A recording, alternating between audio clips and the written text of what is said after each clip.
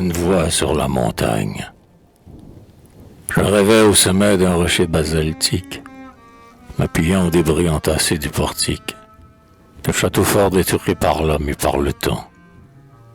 Autour de moi, pareil de vieux combattants, pétrifiés, et puis ils dressaient leurs têtes sombres. Les uns mystérieux, ombragés, couverts d'ombre, les autres dénudés, rouges comme du sang. De longs nuages noirs enveloppaient le flanc des monts, se dispersaient comme un troupeau sauvage, puis venaient à mes pieds, grondant et plein d'orage. Je les voyais passer en gigantesques blocs, ou laissant des lambeaux à la pointe des rocs. Par moments, sous le feu du soleil, les vallées étincelaient au loin énormes, désolées. Et j'avais, au milieu de l'éther vif et pur, près de moi le tonnerre et sur mon front l'azur.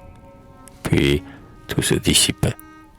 Dans l'étendue immense, planait l'aile invisible et morne du silence.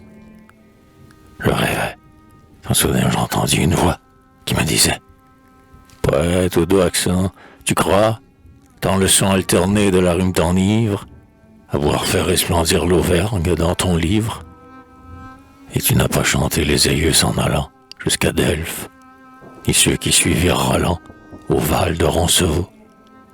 Tu n'as pas dit l'histoire des preux que Godefroy menait à la victoire, chanté Castellosa pleurant son abandon, du Guesclin expirant à Châteauneuf-Randon, l'Amazone au front pur, la noble Magdeleine, froide comme Antiope et belle comme Hélène, ni ce jeune héros, digne des vers d'Hugo, qui volait triomphant du Caire à Marengo. Dans les taillis, riant au mûr et la noisette, satisfait d'écouter la vielle et la musette, sur la mousse étendue, tu n'as pas affronté, au milieu des blés mûrs, les ardeurs de l'été. Tu n'as pas cheminé quand le vent se lamente, sur les monts blancs de neige, à travers la tourmente. Tu n'as pas entendu, sous les sapins géants, la tempête gémir dans les gouffres béants, ni contempler les lacs, au lever de l'aurore, les lacs bleus, où parfois le cygne chante encore. Vois ces immensités, ces torrents, ces forêts.